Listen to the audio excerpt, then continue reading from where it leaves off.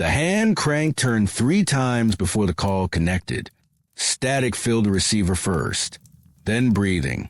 Heavy measured, wrong somehow. The radio operator waited for a voice, for coordinates, for anything that made sense. Instead, what came through was silence shaped like words. Syllables that had no business existing on a military frequency that hadn't been used in 8 hours. The operator checked the line. Copper wire. Standard field telephone. E8 model.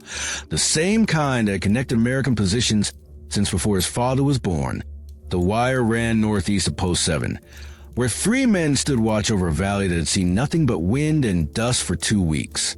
He cranked again. Listened. This time, the breathing stopped mid-exhale. In the background of the dead line, something that sounded like footsteps moved across frozen ground. They were deliberate, purposeful, getting closer to wherever the call was coming from. Then the line went completely dead. 20 minutes later, the operator tried raising Post 7 for the routine check-in. No answer. He tried again at 0200 hours. Nothing. By 0400, a patrol was dispatched. They found the field telephone still connected, the wire intact. The hand set off the hook, but the post itself was empty.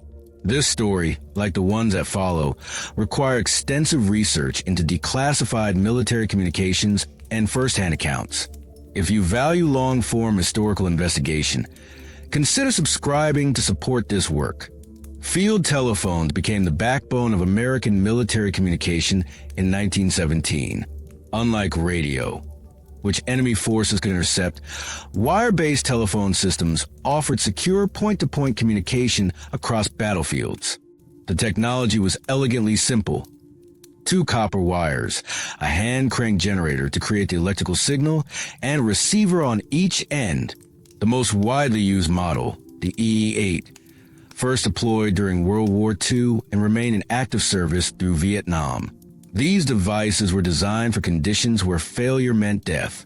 They operated in temperatures ranging from 40 below zero to 120 degrees Fahrenheit.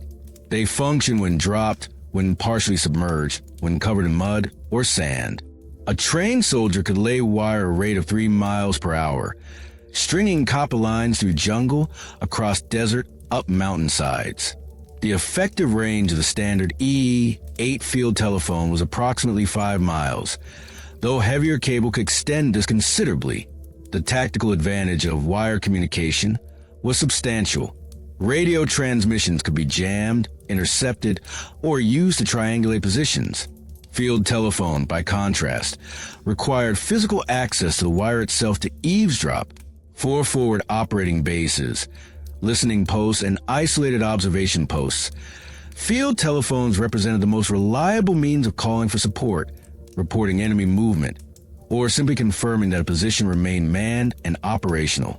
In Vietnam, the landscape made wire communication particularly critical. Dense jungle canopy limited line-of-sight radio transmission. Humidity corroded electronic components.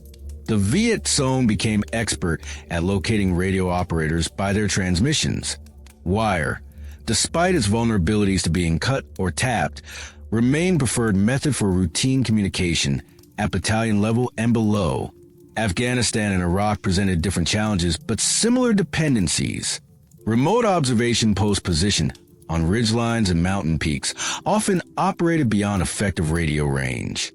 Wind, terrain, and atmospheric conditions could render radio communication unreliable for hours at a time. In these environments, field telephones, both modern digital versions and, in some locations, legacy E8 units still in service, provided a communication backbone that soldiers trusted with their lives. The psychological dimension of this technology mattered as much as a tactical one. When a soldier turned the hand crank and heard the familiar buzz on the other end, they knew someone was there. The physical connection implied presence, verification, reality. Unlike radio, where you might be shouting into empty air, a field telephone answered or it didn't. The line connected or it didn't. There was no ambiguity. Communication protocols were strict and standardized. Every position had a call sign. Check-ins occurred at predetermined intervals. If a post failed to respond, procedures escalated quickly. Attempt contact again, send a runner, dispatch a patrol. The system was designed to catch problems early, before a small failure became a catastrophe. And yet, within this rigid framework of procedure and protocol, something occasionally happened that the manuals didn't account for. Calls that came from disconnected lines. Voices requesting support for positions that had been overrun hours earlier. Reports of enemy activity from soldiers who had already been evacuated. These incidents appeared in after-action reports as equipment malfunctions, stress-induced hallucinations, or simple human error. But the reports persisted across decades in theaters of war, described by different soldiers who had never met, using language that remained remarkably consistent. They reported calls that shouldn't have connected, voices they recognized but couldn't place, requests for help that, when investigated, led nowhere. The official position remained unchanged. Field telephones, like all technology, occasionally malfunction in ways that seem inexplicable but are ultimately rooted in electromagnetic interference, damaged insulation, or cross wires. Combat stress, sleep deprivation, and isolation can produce auditory hallucinations that feel entirely real to the person experiencing them. This explanation satisfied most questions. It accounted for most incidents, but it didn't account for all of them. It didn't explain why multiple operators in different locations sometimes receive the same phantom call on the same night. It didn't address the cases where the phantom calls provided accurate information about threats that materialized hours later. And it certainly didn't explain the calls that continued long after the positions that made them had been abandoned, overrun, or simply left empty. Soldiers talk, especially soldiers stationed in isolated positions where the night stretches longer than anywhere else on Earth. The stories they share rarely make it into official reports, but they circulate nonetheless, pass from one unit to the next like currency or warnings. In the mountains of Afghanistan, there emerged an informal term, ghost calls. It referred to communication that came through field telephones or tactical radios when no one should have been on the other end. The calls exhibited patterns. They typically came during night watch, between 0200 and 0400 hours, when exhaustion made reality feel thin and negotiable. They often originated from isolated observation posts or forward operating bases that had been attacked, abandoned, or otherwise rendered inactive. The content of these calls varied, but certain elements repeated across accounts. The voice was often familiar, recognized as belonging to someone in the unit, though the specific identity remained just out of reach. The audio quality was poor, degraded by static or interference that shouldn't exist on a hardwired connection. The message itself was usually fragmentary, a request for immediate support, a warning about enemy movement, or simply someone asking if anyone was there. What distinguished these reports from simple equipment failure was the response they generated. When a soldier received what they believed to be a legitimate distress call, they followed protocol. They attempted to verify the information, contacted the position supposedly making the call, dispatched assistance if needed. In nearly every case, the investigation revealed that the call couldn't have come from where it appeared to originate. Similar phenomena were reported in Iraq, particularly around installations that had experienced combat casualties. One widely circulated account from Ramadi in 2006 described repeated calls to a tactical operations center from an observation post that had been mortared 3 days earlier. The calls came in over a 72-hour period, always between 0200 and 0300 hours, always requesting medical evacuation. Each time, the operations center attempted to respond, and each time found a position abandoned, the field telephone disconnected, and removed during the evacuation. The soldiers who reported these experiences were generally reluctant to discuss them in official contexts. The military culture emphasizes rational problem solving, equipment maintenance, and adherence to established procedure. Reporting that you receive communication from an impossible source carries professional risk. It suggests unreliability, stress-related breakdown, or worse. Yet the reports continued. They appeared in private journals and letters home, in conversations conducted away from official channels. A Marine serving in Helmand Province described waking during his off shift to the sound of the field telephone ringing in the command post, only to find a handset already off the hook and the line dead when he picked it up. An Army radio operator stationed near Kandahar logged 3 separate incidents of receiving calls from a call sign that had been deactivated weeks earlier after the associated unit rotated out of theater. What made these accounts particularly notable was their distribution. They weren't concentrated in a single unit or location. They appeared across different branches of service, different years, different geographic regions. The soldiers describing them had no contact with each other, no shared training that might predispose them to interpret equipment malfunction in a particular way. The pattern suggested something beyond individual misperception or isolated technical failure. Multiple soldiers in different places, under different conditions, described receiving communication that shared specific characteristics. Unexpected timing, familiar but unidentifiable voices, requests for support that couldn't be acted upon, and source locations that shouldn't have been capable of making the call.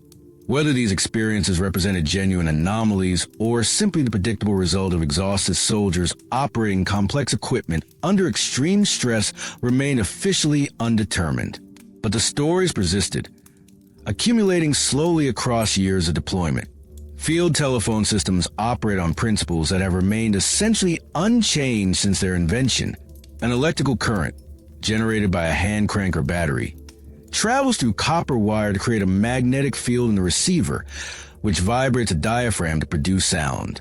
The system is analog, direct, and relatively immune to the kinds of interference that plague radio communication. This simplicity makes unexplained behavior particularly difficult to account for. When a radio receives phantom transmissions, numerous potential sources exist.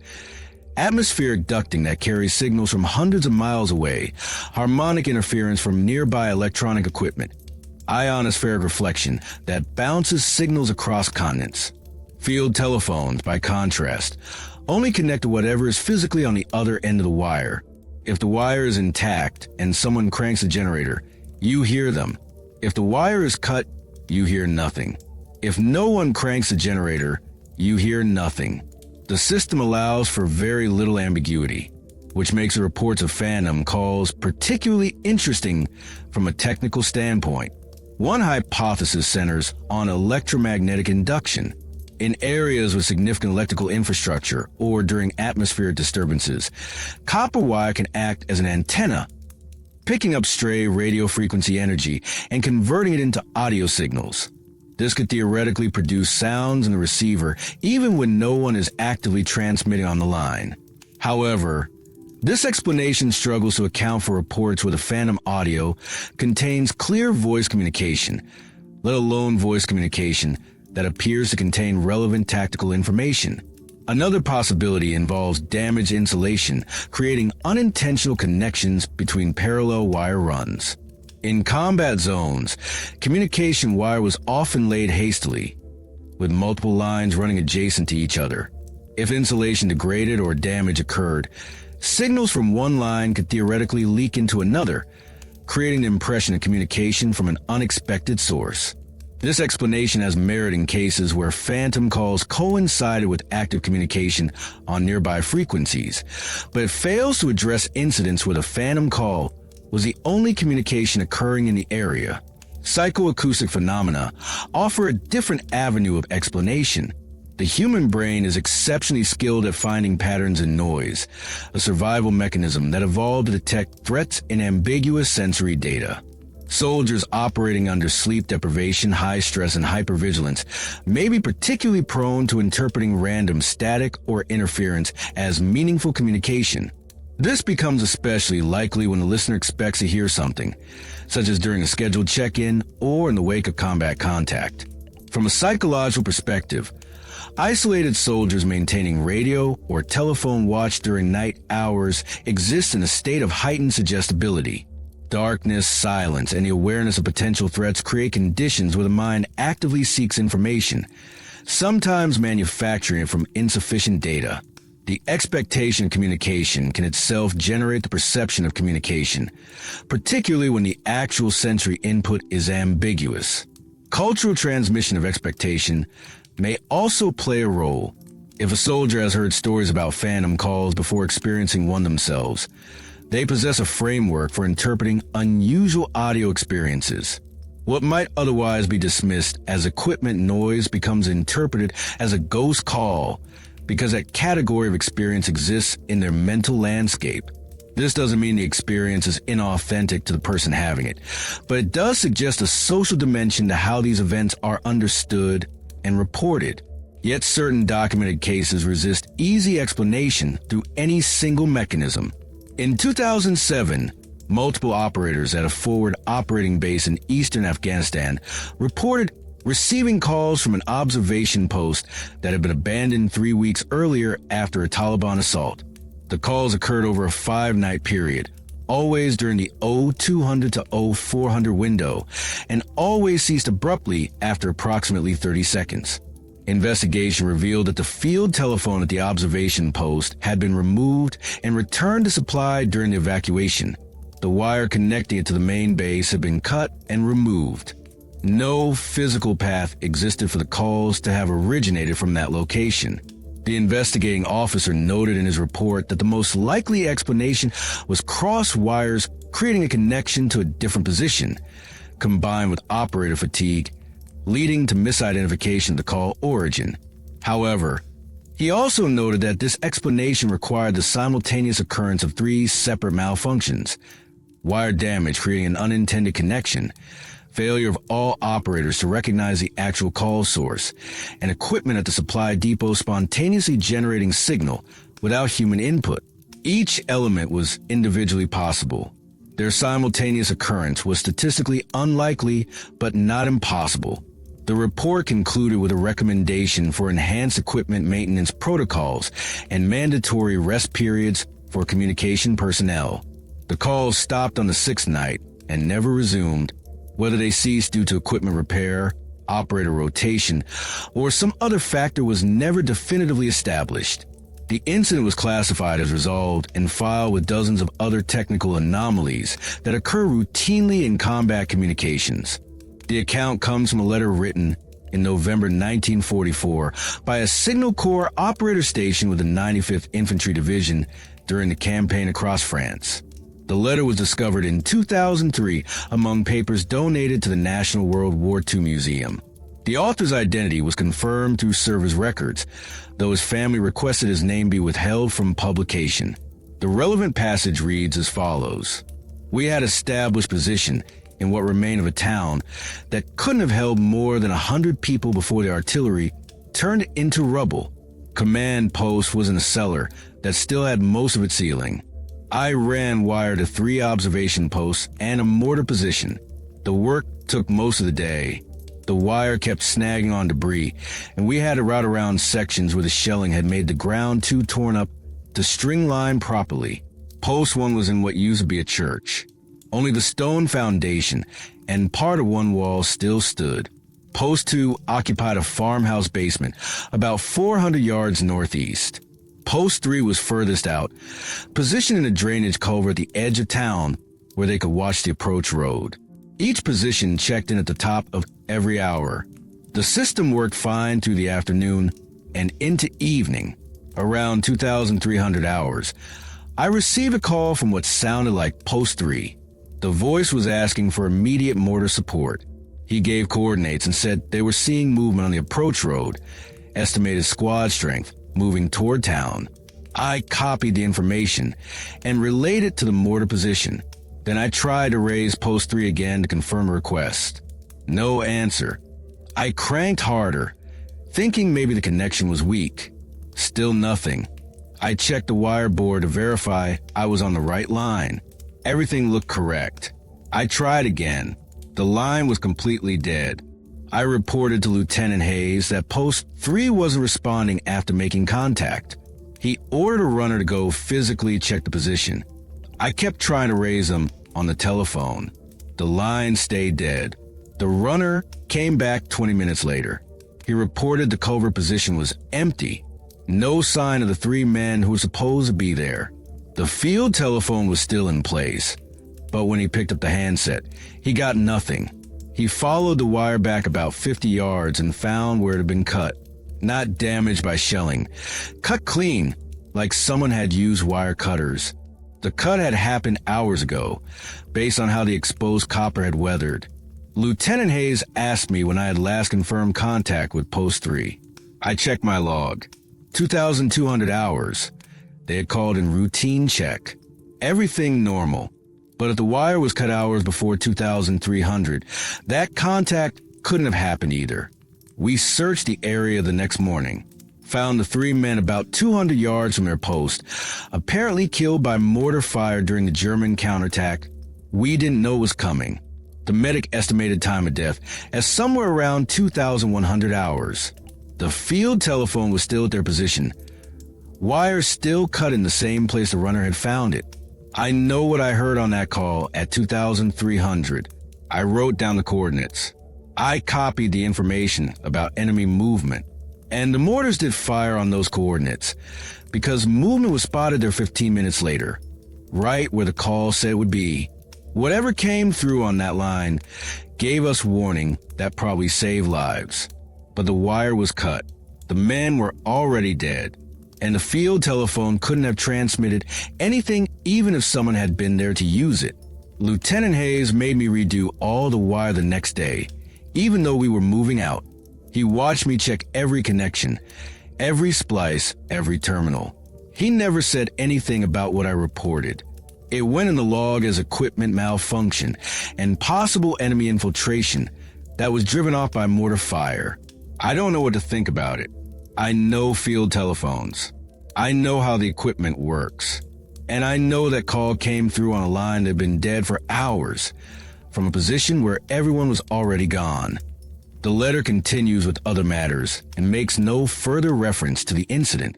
A review of the division's records from that period confirms the date and location.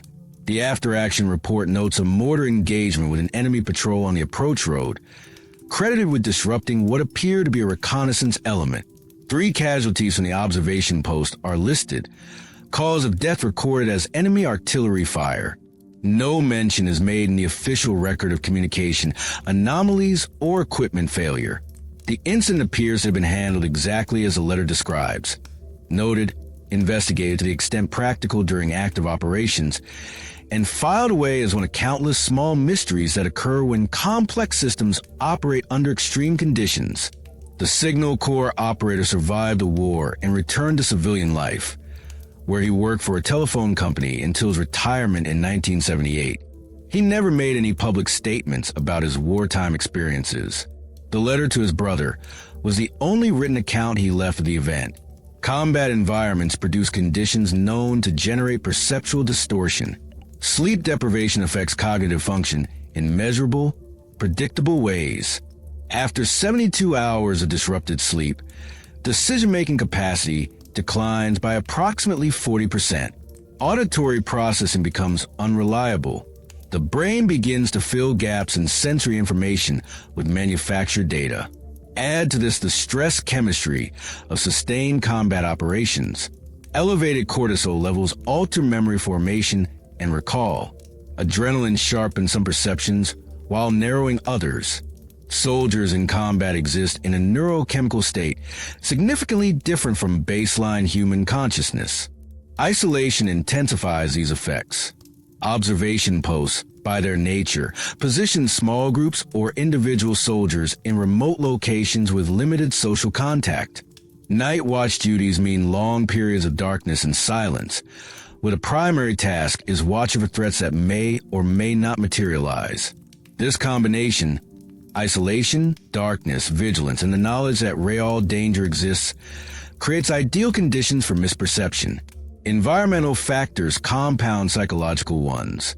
Radio frequency interference from atmospheric conditions can produce sounds that mimic human voice. Wind moving through damaged structures creates acoustic patterns that the brain interprets as meaningful.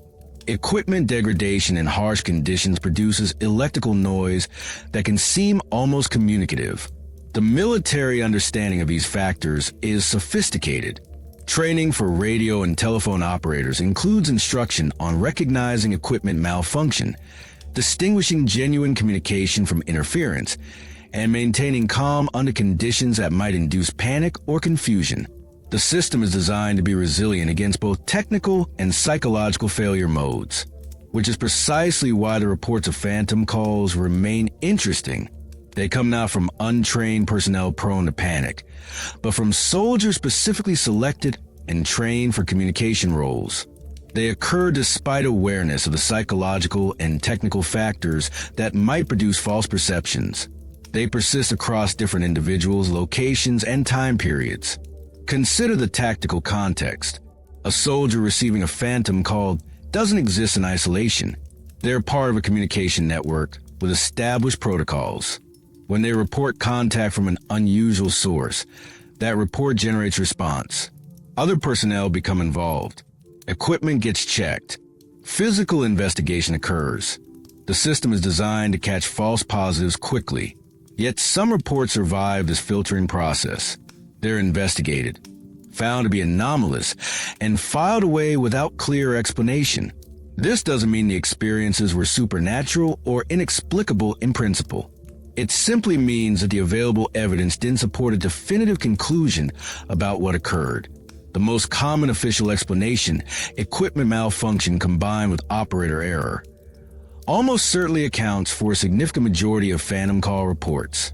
Modern communication equipment is complex and operates in demanding conditions. Failures occur. Tired soldiers make mistakes. These are known, accepted facts. But the explanation requires certain assumptions. It assumes that trained personnel consistently misidentify routine malfunctions as anomalous events.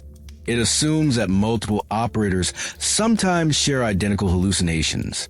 It assumes that cross wires or electromagnetic interference can produce audio that not only mimics human voice, but conveys tactically accurate information. Each assumption is individually reasonable. Combined, they begin to strain credibility in specific cases. Not enough to suggest anything beyond mundane explanation is required, but enough to leave room for uncertainty. This uncertainty is perhaps the most significant aspect of the phenomenon. Military culture values certainty, clear cause and effect, problems with solutions. The persistence of reports that resist definitive explanation creates a category of experience that exists outside the normal framework of military operations. These aren't ghost stories in the recreational sense. They're unresolved technical anomalies that occur during life and death operations. They're documented in official reports, investigated by trained personnel, and ultimately filed as unexplained when no clear explanation emerged. The fact that such reports continue to occur suggests they represent some recurring aspect of combat communication that current understanding hasn't fully accounted for. Whether that aspect is technical, psychological, or something else entirely remains an open question. The following account comes from a formal interview conducted in 2012 with a former Army specialist who served in Afghanistan. The interview was part of an oral history project documenting soldier experiences during Operation Enduring Freedom. The specialist agreed to be interviewed on condition of anonymity. The transcript has been edited only for clarity and length. This was winter 2009, up near the Pakistani border. We were at a small observation post, maybe 12 guys total, watching a valley that Taliban used as a transit route. The post was on a ridgeline, pretty isolated. Radio was unreliable because of the terrain, so we had a field telephone connecting us back to the main base about 3 miles down the mountain. The field telephone was old. I mean really old. E8 model. Same kind my grandfather probably used in Korea. But it worked better than the radio most of the time, which is why we relied on it for check-ins. Night of January 14th. I had radio watch from midnight to 0400. Protocol was to check in with main base every hour. The first check-in at 0100 went fine. Normal traffic. Everything quiet. Around 0230, I heard the phone ringing. Not the hand crank, the actual ringer inside the unit, which meant someone was calling us, not us calling them. That wasn't normal. If main base wanted to contact us off schedule, they were supposed to use the radio first to verify we were awake and ready to receive. I picked up the handset. What I heard was, I don't know how to describe it properly. It was a voice, definitely human, but the audio quality was wrong, like it was coming from very far away, or through water, heavy static underneath, but clear enough that I could make out some words. The voice was asking for our position. It wanted to know if we were still at Observation Post Sparrow, which was our designation. I responded affirmatively, asked who I was talking to, requested their call sign. No response to that, just more static, and then what sounded like, "How many personnel?" I answered again, 12 on post, all accounted for. Then I asked again for identification.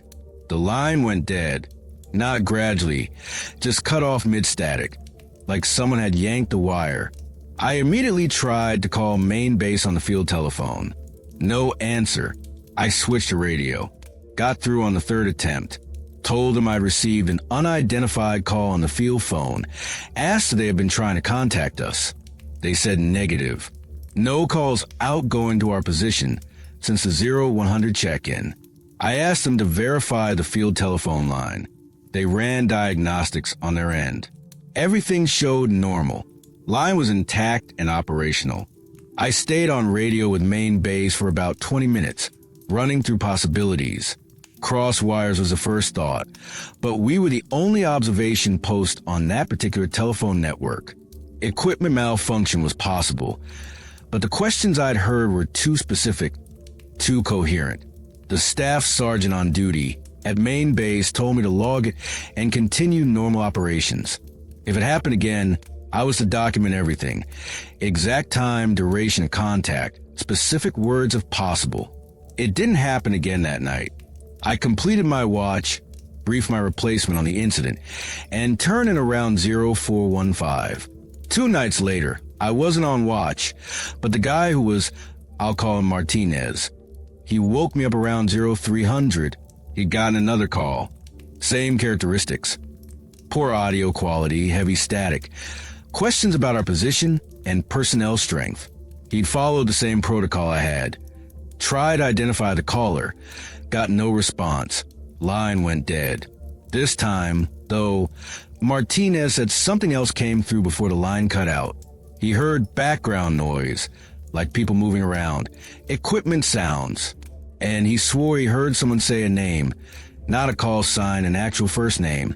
The name belonged to a specialist who had been killed 2 months earlier at a different observation post about 15 miles from our location.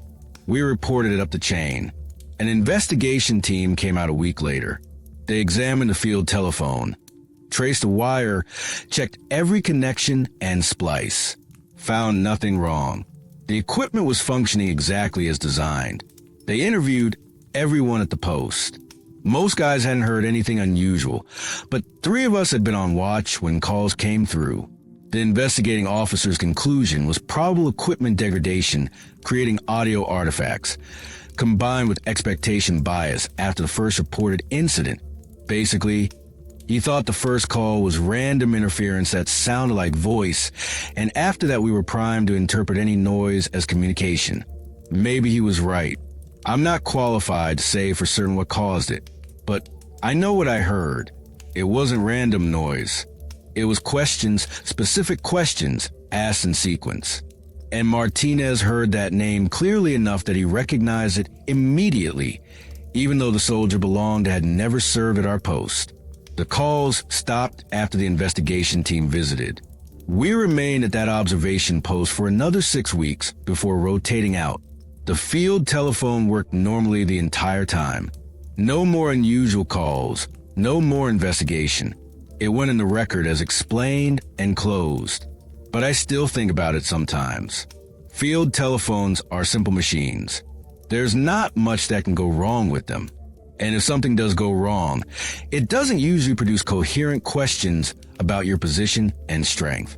I don't have an explanation that satisfies me.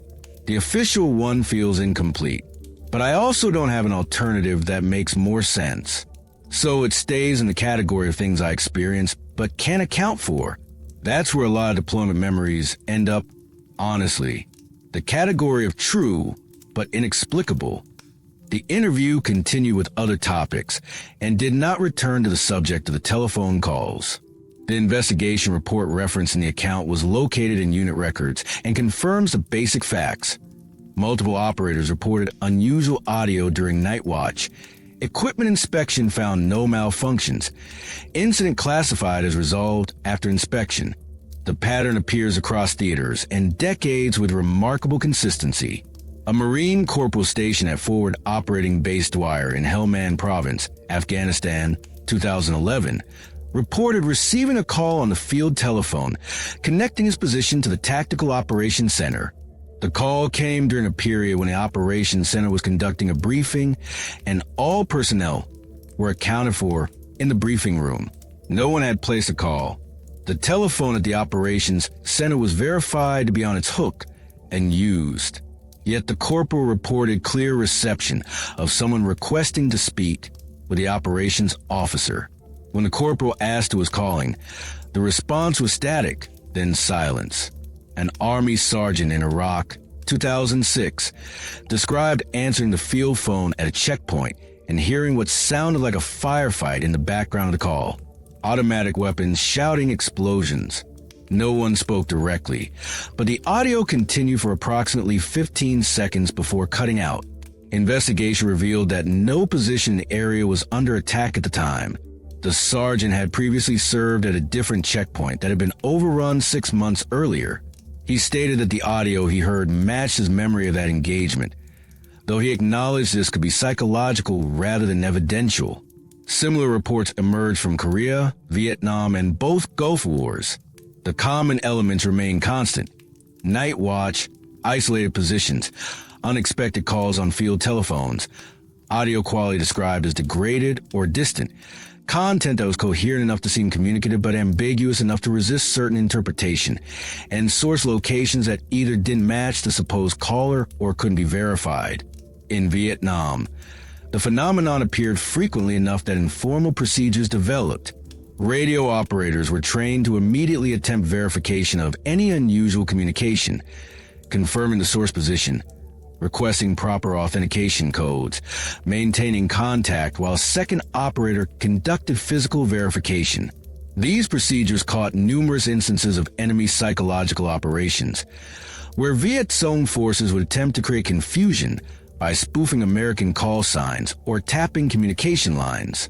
But the procedures also documented cases where the verification process revealed no enemy activity, no equipment failure, and no explanation for the original communication. One widely circulated account from the 1st Cavalry Division in 1968 described a sequence of calls received over a 72-hour period at a fire support base near the Cambodian border. Each call followed the same pattern: request for artillery support, specific grid coordinates, description of enemy positions. Each time, the firebase verified the request through normal channels and found no corresponding call for support from the supposed originating unit. Yet each time, reconnaissance of provided coordinates revealed recently abandoned enemy positions, as if someone had indeed spotted them and called in their location. The investigating officer noted in his report that the most rational explanation was that an unidentified forward observer, possibly from a different unit or South Vietnamese forces, was using captured American equipment to relay intelligence. The fact that the calls couldn't be verified through normal channels was attributed to the chaos of combat operations and the variety of forces operating in the area. This explanation was accepted, and the incident classified as resolved. However, the report also noted a detail that complicated this explanation. The grid coordinates provided in the Phantom calls were accurate to within 20 meters, and the descriptions of enemy positions matched reconnaissance findings. This level of precision suggested trained military personnel with access to proper maps and observation equipment. Yet no American or Allied unit in the area acknowledged making the calls, and captured enemy equipment examined after subsequent operations showed no capability for accessing American telephone networks. A decade later, similar reports appeared from observation posts in the Korean DMZ. Multiple positions reported receiving calls during night watch that couldn't be sourced to any verified origin. The calls were brief, often lasting less than 30 seconds, and typically consisted of someone asking if the position was manned and operational. Attempts to engage in conversation or request identification resulted in immediate disconnection. Security investigations focused initially on North Korean infiltration or electronic warfare operations. The DMZ was heavily monitored, and any unauthorized communication represented a potential security breach. Extensive electronic surveillance found no evidence of North Korean penetration of American telephone networks. Equipment inspection revealed no physical tampering. The incidents were ultimately attributed to electromagnetic interference from a variety of electronic systems operating in the area, though this explanation struggled to account for why the interference consistently produced audio that resembled specific types of military communication. What linked these accounts across different wars and locations was not their content, but their structure. They occurred during night watch at isolated positions. They involved communication equipment that was physically secured and routinely inspected. They were reported by trained personnel who understood both the equipment and the protocols, and they resisted definitive explanation when investigated. The military's response to these reports has remained consistent. Investigate thoroughly, seek mundane explanations, document the findings, and move forward. This is appropriate. Combat operations require focus on immediate, actionable threats. Resources spent investigating communication anomalies that produce no tactical intelligence and cause no operational disruption are resources diverted from mission-critical activities. Yet the accumulation of these reports across decades creates a catalog of experiences that share significant characteristics despite occurring in vastly different contexts. The soldiers reporting them have no contact with each other, no shared cultural background that might predispose them to interpret ambiguous experiences in a particular way, and no obvious motivation to fabricate or exaggerate. The reports exist in military records, filed alongside countless other after-action notes and investigation summaries. They're not secret or suppressed, simply archived as low-priority administrative matters. Most were never intended for public disclosure, being routine communications within the military bureaucracy. Their survival in the record is incidental, a byproduct of the military's comprehensive documentation practices. Taken individually, each report admits of ordinary explanation. Equipment malfunctions, atmospheric interference, fatigue-induced misperception, psychological stress, or simple human error could account for any single incident. But taken collectively, the pattern suggests something more interesting. A recurring phenomenon that emerges under specific conditions, resists immediate explanation, and leaves trained personnel uncertain about what they experienced. This uncertainty is not comfortable. Military culture values definitive answers, but the honest acknowledgement of what can and cannot be explained is its own form of precision. These reports represent experiences that occurred but cannot be definitively categorized. They remain part of the historical record, documented but unresolved. Electromagnetic phenomena offer compelling explanations for many reported incidents. Copper wire strung across varied terrain acts as an antenna, susceptible to picking up radio frequency energy from multiple sources. In combat zones, the electromagnetic environment is dense. Military radios, electronic countermeasures, radar systems, and civilian communications all generate signals that can induce currents in nearby conductors. When these induced currents reach the receiver of a field telephone, they can produce audio that sounds communicative. The human brain excels at finding patterns in noise, a survival mechanism that served our ancestors well when determining whether rustling undergrowth concealed a predator. That same pattern recognition can interpret random electromagnetic noise as human speech, especially when the listener expects to hear communication. This explanation accounts for a significant number of reported phantom calls. It explains the poor audio quality, the timing during night hours when atmospheric conditions favor signal propagation, and the tendency for reports to cluster in areas with significant electronic activity. However, it struggles with certain details. Electromagnetic interference typically produces random audio artifacts. Clicks, buzzes, fragment of voice from distant radio transmissions. The phantom calls described in military reports often contain structured communication, questions and responses, tactical terminology, coherent requests for support. Random interference can sound like voice. It shouldn't sound like specific questions delivered in sequence. Psychological explanation provides another avenue. Combat stress produces measurable changes in cognitive function and sensory processing. Sleep deprivation, which affects virtually all soldiers in combat zones, can generate auditory hallucinations that feel entirely real. The expectation of communication during night watch creates a mental state where the brain actively seeks signals in ambient noise. This accounts for isolated incidents where a single soldier reports an experience that others present don't share. It explains why reports cluster during night hours when fatigue peaks. It aligns with what is known about human perception under stress, but it encounters difficulty with cases involving multiple witnesses.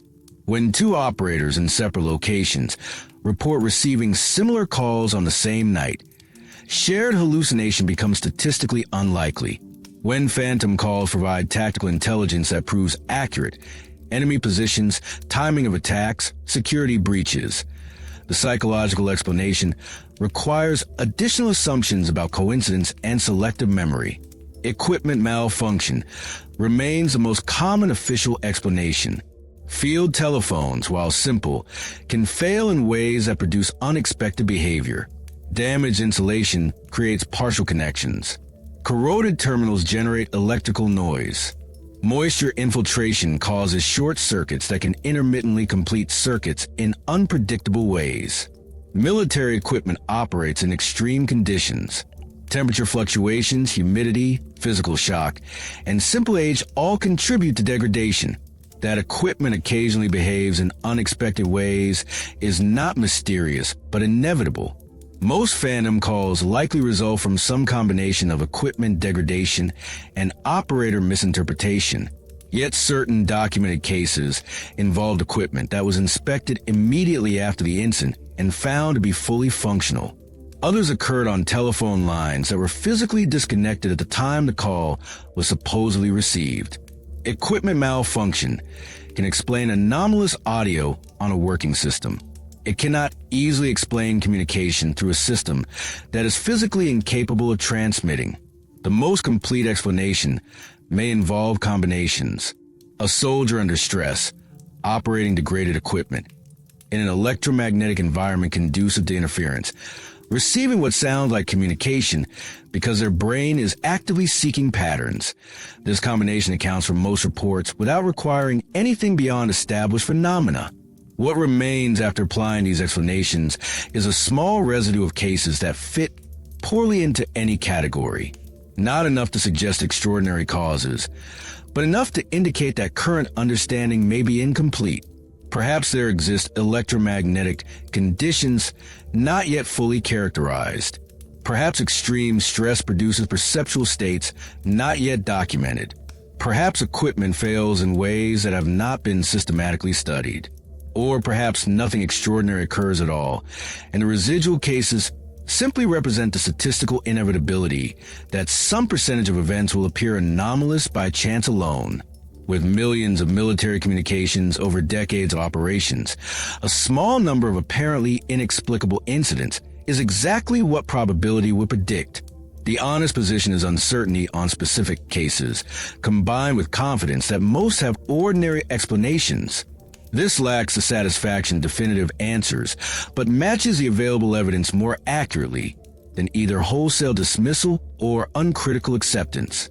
This account comes from a classified after-action report that was declassified in 2018 under Routine Freedom of Information Act processing. The incident occurred in November 2003 at a small coalition base in western Iraq. The relevant section of the report has been reproduced with minor redactions for clarity. The base housed approximately 40 personnel from multiple units. Communication with higher headquarters was maintained through radio and a satellite phone system. Internal communication between the base command post and 3 perimeter guard positions used field telephones connected by a wire that had been laid when the position was established 2 months earlier. On November 17, 2003, at approximately 0245 hours, the soldier on duty at the command post received a call on the field telephone from guard position 3. The soldier reported that the call quality was poor, but understandable. The caller identified themselves using the proper call sign for position 3 and reported movement outside the perimeter wire, approximately 200 meters distant. The command post operator asked for details.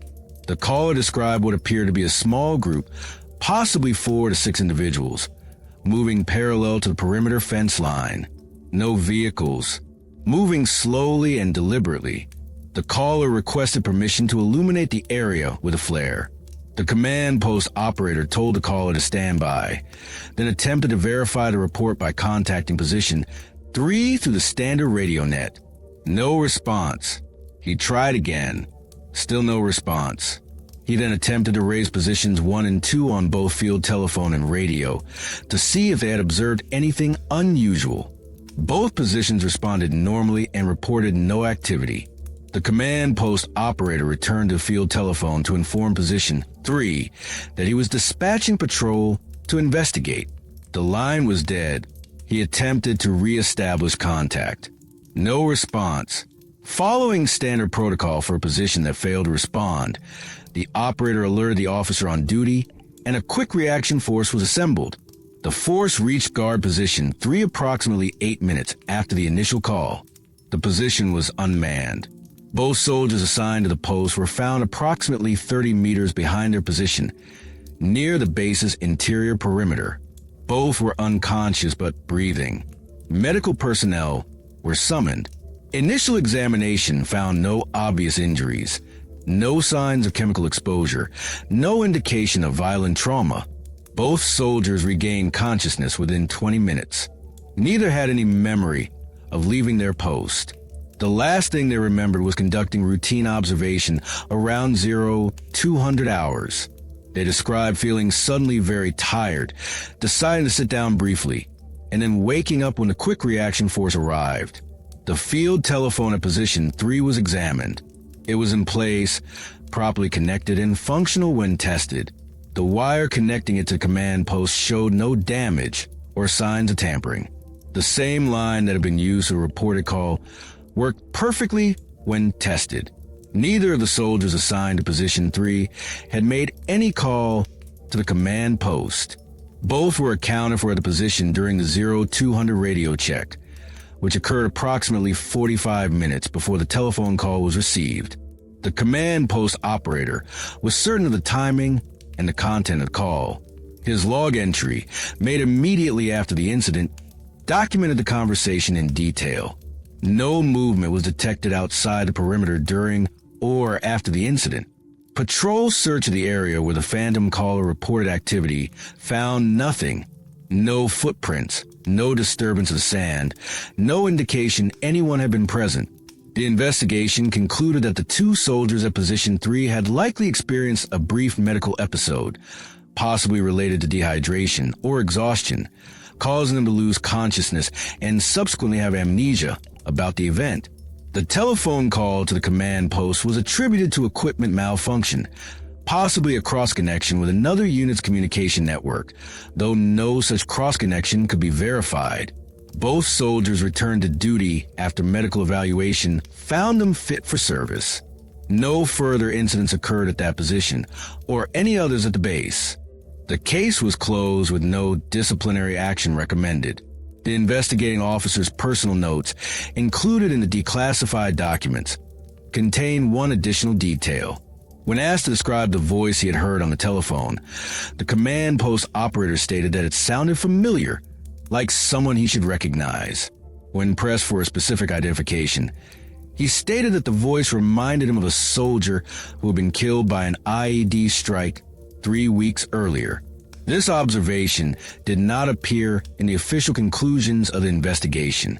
The command post operator declined to be interviewed for oral history projects after his separation from service. His current status and location are unknown. Communication creates connection. That's a fundamental purpose. To bridge distance, to confirm presence, to verify that someone is there on the other end of the line. The reliability of that connection matters more than almost anything else in combat. When a soldier calls for help, someone answers. This is not merely procedure, but covenant. The basic social contract that makes military operations possible, which makes unexplained communication particularly unsettling. If the line connects when it shouldn't, if voices come through from positions that can't transmit, if help is requested from sources that can't be verified, then the reliability of the entire system comes into question, not in a way that affects daily operations. Field telephones continue to function, protocols continue to be followed, communication remains effective. But in a deeper sense, where certainty about what's real becomes slightly negotiable. Most phantom calls have ordinary explanations that satisfy investigation. Equipment fails predictably. Stressed soldiers misinterpret ambiguous information. Electromagnetic interference creates audio artifacts that sound meaningful but aren't. These explanations work because they account for the majority of reported incidents using only established, well-understood phenomena. But a small number of cases resist complete explanation, not because they definitely represent something extraordinary, but because the available evidence doesn't conclusively support any particular ordinary explanation either. They occupy a space of uncertainty, documented but unresolved. This uncertainty isn't comfortable. The military mind prefers clear cause and effect, problems with solutions, questions with answers. Yet uncertainty about edge cases doesn't undermine the broader system. Field telephones work. Communication protocols function. The technology is reliable enough for soldiers to trust it with their lives, which they do every day in combat zones around the world. Perhaps that's the final observation worth making. These stories persist not because they're common, but because they're rare. The vast majority of military communication proceeds exactly as expected. Millions of calls connect correctly, transmit clearly, and enable the coordination that keeps people alive. The phantom calls stand out precisely because they're exceptions to a system that otherwise works with remarkable consistency. Whether those exceptions represent gaps in current understanding or simply the statistical inevitability of occasional anomalies in complex systems may never be definitively answered. Both possibilities remain open. The honest position is to acknowledge what can be verified, question what can't, and resist the temptation to force uncertain events into categories of certain explanation. The soldiers who reported these experiences knew what they heard. That knowledge exists independent of whether anyone else believes them or whether investigation found supporting evidence. Experience has a reality separate from explanation. What they encountered on those night watches, in those isolated positions, connected to field telephones that shouldn't have been transmitting, that remains with them. And the lines are still there. Wires still connects forward positions to command posts, observation points to fire bases. Soldiers still turn hand cranks and hear the familiar buzz of field telephones connecting. They still conduct checks at predetermined intervals, still report what they observe, still call for help when needed. And sometimes, very rarely, something called back that wasn't there to answer. The investigation files remain archived. The equipment continues to function. The protocol hasn't changed. But the question stays open. On those quiet hours of night watch, when darkness makes distance feel negotiable and isolation makes every sound significant, the field telephone waits, connected to wire that runs into the dark, capable of transmitting voices across miles of hostile terrain, waiting for the next call, from whoever or whatever might be on the other end.